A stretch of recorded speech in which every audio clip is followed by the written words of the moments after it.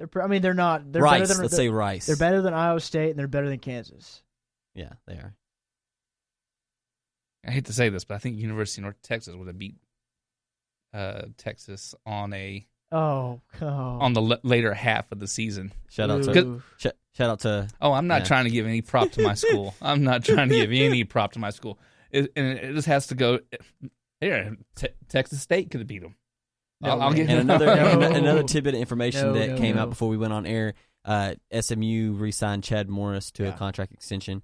Which he was a big hot name that was out there. Before we go to break, can we talk about that a little bit? Yeah. I want you to finish your Tom Herman. Finish your thought. But this is the whole thing. We're just going to do like a couple segments tonight. All three of us are, I don't know about Brad. Brad just came off a date, so he's probably ready to go back up on it. So, whoa. It wasn't like that. He's down on it. But anyway, go ahead and take it over. I forgot what I was going to say. You're talking about Tom Herman in Kansas State. Yeah, I mean... You said Kansas State's not that good. Yeah, I don't think Kansas... Bill Snyder's awesome head coach. I think he is too, but... He's old as dirt, but... I don't have the respect for Kansas State. I just don't buy it. There's at the bottom of the Big 12 as far as David concerned. Yeah, of course. I mean, been good though when they had Colin Klein. Calvin Klein. Yeah, I mean, come on now. And Calvin Klein wasn't Tyler that Lockett great. came from there. Seattle wide receiver. You know. Yeah. Yeah. I'm sure somebody else way back in the day. You know. So Deontay Foreman. Jordy Nelson went to Kansas State. Yes, sir. Deontay Foreman has declared for the draft. Yep. So we don't. Not surprising though, right? I mean, no. He said if Charlie was fired, he was declaring. That's pretty obvious. So I'm wondering about his brother. Yeah, I'm wondering about. Was it Pharaoh Foreman, right? No, Armani Foreman. Armani. I mean, that's the hot. Said Pharaoh. Pharaoh Brown. I was thinking of Pharaoh Brown. He plays for South Carolina. Yeah. I mean that Pharaoh Cooper. That's part of my hometown connection. Texas right City. There you go. So you hoping Armani don't go nowhere from Texas City? Well, I don't know. I mean, I'm kind of. I don't think his stock would be that high enough in the draft. I think he would come back. Okay. This is where I wanted to go earlier. Is that once what I forgot where it was. It was probably right after the Baylor game.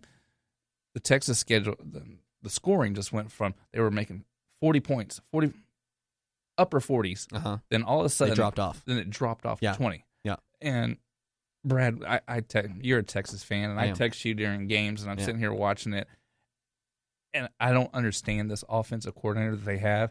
And so, which Herman already said he's clearing out all the coaching staff. That too, so and supposedly this guy was supposed to be the biggest thing to bring in, and Charlie Strong almost screwed up this hire bringing this offensive coordinator in. Sterling Gilbert. And not even. You're not a fan of him because he doesn't throw across the middle and he doesn't add wrinkles into the 18-wheeler package. That's why you're not a fan of him. That was a bust. Yeah. 18-wheeler package worked for a game. And that was it worked for a few games, but then people started game planning for it, and they didn't have a pass out of it. It was like, oh yeah, just option run. Okay, what's next? He never stepped on the last 3 games. But what I'm hearing too is that they might have Major Applewhite as offensive coordinator next year. He said he's not going. I hope I didn't see that. Major Applewhite said he's not going to go. He said because he's not. Apparently, there was some scandal with him.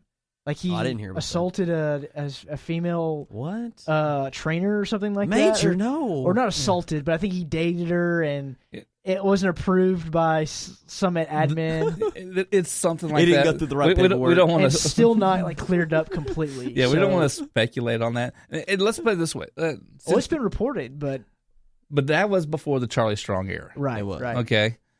And let me tell you, since Charlie Strong has taken over, that first year that he had, he cleaned house. Oh, yes, he cleaned up a lot of stuff. Yeah. I mean, he 17 scholarship players kicked off the team. Yep. Gone. If you don't want to be part of the program, get out of here. It was a country club atmosphere before he got there. They thought they could do whatever they wanted to. Right. They had limos going to the game, is what they would say. They would get picked up in a limo at their dorm to go to a game. That's how it was. Wow. Mac Brown allowed that.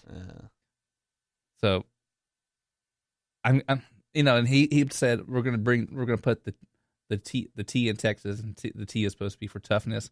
Now I think they got a little tough, maybe tender tough. Tender tough. Well, tender tough's better than no tough, right?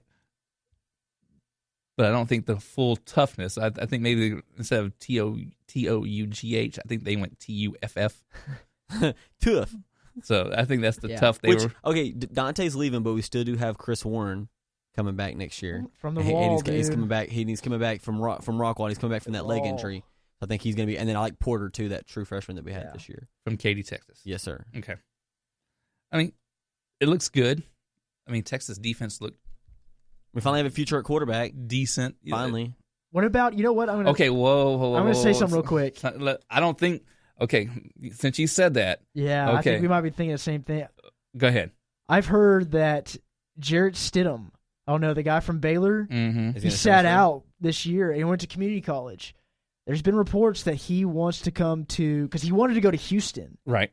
He wanted to go to Houston and play with Herman, but Herman left, and now he's going to Texas, and there's been talks that Herman likes him and Stidham wants to come to Texas. And he loaded up so he can transfer as a graduate student. Right. And he doesn't have to sit. Yeah, and he doesn't have to sit that year out. Either way, I think both of them. Bouchel's gonna. I think should get the start. But. Well, yeah, because Bouchel's younger than him anyway, so Bouchel would eventually get his right. Well, okay, back. But here Herman likes a quarterback. Not only can he throw, but Stidham can run. Stidham can run. That can run. Now, I like in the college game. I like running quarterbacks. Yeah. I mean, until they get to the pros. I liked Vince Young as a running quarterback when he was there. I liked Colt McCoy as a running quarterback. In his final year at Texas, it was when he became a passer. Right. Yeah. So, but I like Colt McCoy better as a runner because you get close to that sideline and you step out. Right. And that defensive cannot pull out. And next thing you know, boom, hits him outside on the sidelines, 15 yards down the field. It's cheap, but you're gonna. Yeah. It's the David Carson way. But the referees are always going to err on the side of the quarterback, even though he's a runner. They are. They are always going to err on the side of the offense and the quarterback. Right. Yeah. So if you can get away with that, I can't tell you how many times I'm like, man, Texas got a long way to go to win this game. And next thing you know, one pass, and Colt McCoy runs up. He steps. He just steps out of bounds, and some defensive player just barely pops him on the side. Yeah. Next thing you know, 15 more yards. Hey, we're already at midfield. Right. Yeah. Guess who's going to come and kick the field goal? Justin Tucker. Yeah. Now he's plays for the Baltimore Ravens. And if you're a fantasy owner, because I saw this on it, Justin Tucker is the number one kicker in fantasy. So he is. All right, I want to talk about Baylor and SMU and Chad Morris. Go ahead. It's not going to be at all like your Baylor rant, but it's similar. It's not going to be as long. But I think Baylor and Penn State are on the same level right now. I think Penn State's a little better, honestly. Baylor cannot be treating head coaches like Chad Morris like they're Texas. You can't offer him a deal less money than he's making at SMU. So what they did was they gave Chad Morris a deal less than he was making at SMU. That's a slap in the face. If I was Chad Morris, I would have crumpled that up and thrown it at the AD's face. I wouldn't have crumpled it. I would have made a paper airplane on it. I would have peed on it. I would have made it a paper airplane and just flung it back at him. What gives you the right to do that to any head coach? What arrogancy do you have? What have you done that allows you to do that? What you went to a couple bowl games and lost, and now you're in the worst scandal in the college football of all time, and you think you can lowball people now? That made me really mad, and I hope Baylor is bad for the next team. I wish they would get the death penalty. Honestly, I wish they would get the death penalty and have to. And look at SMU; they're still not back from that. Yeah. SMU. It was wow. That was like 1989, I think, or 1988. No, 86. 86. I want to say. Let's look it up. Hold on. No. Hold on. I was alive during that time frame. Okay, hold on a second. I want to say 83, 84. That just makes me mad that Baylor still thinks they can get a head coach like that when they can get Charlie. You need Charlie Strong. You need a straight. 1988 was the first year that hit the death penalty. 83 was when. That's when the. That's when it was enforced. Yeah. That's when they were paying. Right. Or allegedly paying. But now that just you know what I like Chad Morris now, because that tells me now that nobody wants that Baylor job. If you would rather go back to a team that hasn't done anything the past 20 years, 30 years, 40 years. See, I don't think that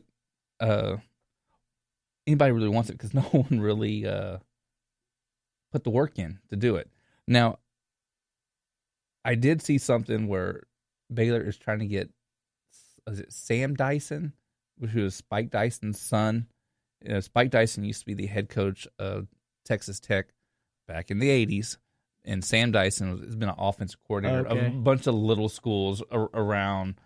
I mean, I've heard names thrown out there. I've heard Larry Fedora. He's the head coach at North Carolina. He was an assistant coach. I think somewhere, I forgot, in Texas. Rice, maybe? Even though they're a Power 5 conference, they're not a Power 5 school. Baylor? Never. Even if they had Art Briles. Even in your good years, you were never a Power 5 school. You weren't. Never. I just hate that Baylor still has that mindset that they are. They do. They still think that even though they're not and never were, they think they do. I remember one time, and I probably should have been slapped in the face for it, but some little kid like, "Mom, we gotta get home. The Baylor game's getting ready to come on," and I was like, "You're an idiot. You need a better team." Good thing you're 10 because Baylor, you watching Baylor is just ridiculous. And that's the bottom line, Gaston. Yeah, I mean, if a 10-year-old kid wants to watch a Baylor game, man, you need a new hobby. You need a hobby and a better dad to teach you a better team. I'm willing to bet. Well, unless he went to Baylor. I know that I have a couple of friends that went to Baylor that they're not my friends. They're probably listening right now and like hating you underneath the wrist, like, dude. You're not giving their name. I'll say his name, Jim McReynolds. He probably he does listen to us. Jim McReynolds. Hi, Jim. He does listen, and he knows. You can hate on David, but like me and Kirk. Oh, he went off on me on the Baylor thing. So man, he said that I went too far, and I was like, "Well, you get a microphone, you take it." Medicine? No, I don't. Here's the thing. Whenever you want to approach somebody that has a podcast and a microphone, and you want to get in a debate with them, I'm not going to do it. We'll come on the show and talk about it, because then I can control the thing. But if we're in you can't control the conversation. Yeah, but but if we're in a living room or somewhere else, guess what? I'm not going to talk about it. You're gonna hold your tongue? Oh, somewhat, a little bit. I tell myself that with like at parties or if I'm and then you don't. I'm like, okay, today I'm not going to get an argument with my friends when I'm out drinking or doing something like trying to socialize and getting screaming matches. I'm not going to do that. I'm not going to be that guy. And then I end up doing it. Yeah. I mean, sometimes I hold myself back, but I hate being that guy. I hate it. I tell myself just ruins the whole entire outing. It really does. Thanksgiving Day, I walked away from 4 conversations. Good. Yeah. And it was hard. Conversations about what? Football and sports in general. One of them was my dad. Oh. who was a very, very avid listener of the show. Exactly. Yeah. So, but yeah, it was kind of funny. All right, I think we beat this dead horse called college football. It's fun though, man. It's a fun time of the year for college football. This is the best time. I mean, my favorite time. I mean, this is the best. And finally, the weather kind of has turned it that way where, hey, it's a little cold outside. You can stay inside and watch games all day. And I made the bad choice of wearing shorts today. And right now it's like 45 degrees, and I'm wearing shorts. How come I don't hear any exit music right now? Because I threw the hit. Bump music, please. It's playing. Oh, there it is. It's playing. It just took a while to come up for some reason. Okay. Dang, just jump my case, Dave. Mm-hmm. Man. That's what she said. Strike one. Man. High and tight. Dave Carson up the mound. It's not my fault. Did you hear what he said? No. It just takes it a while to come up. That's what she said. And on that note, you just have to play with it for a while. Are you done playing back there, Bradley? I've been done. Okay, coming up next, we're going to jump slow, man. Okay. Gosh. Oh, now it's the computer's part. It is. Okay. Are y'all fighting back there? Yeah. Coming up next, we're going to jump into the NFL. We'll talk about those Dallas Cowboys being number 1 and how. Maybe we'll talk about Super Bowl matchups. The boys make the noise. I had to put that in there. I'm sorry. The Goal Horn. That's a sound you'll hear at American Airlines Center more than any other building in the National Hockey League. Jamie Benn, Tyler Seguin, and Jason Spezza each eclipsed the 30-goal plateau last season, giving the Dallas Stars the most lethal scoring attack in the entire league. Spezza, shot, score! Jamie Benn! Bring the whole family to see the most exciting team in town. Check out this week's games and get your verified Stars tickets at DallasStars.com. Do you believe in conservative politics, common sense issues, and the U.S. Constitution? So does Matt Locke. Who is Matt Locke? Well, Matt's just a guy that believes, like many of you, that our country is headed in the wrong direction.